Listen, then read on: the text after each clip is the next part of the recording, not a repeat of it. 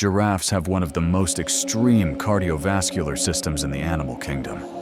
Their hearts must pump blood over 2 meters upward to reach the brain, generating twice the blood pressure of most large mammals. Specialized valves and tight skin around their legs prevent blood from rushing downward when they bend to drink. A single mistake in this system could be fatal. What allows giraffes to survive isn't just height. It's a finely tuned balance between pressure, control, and adaptation.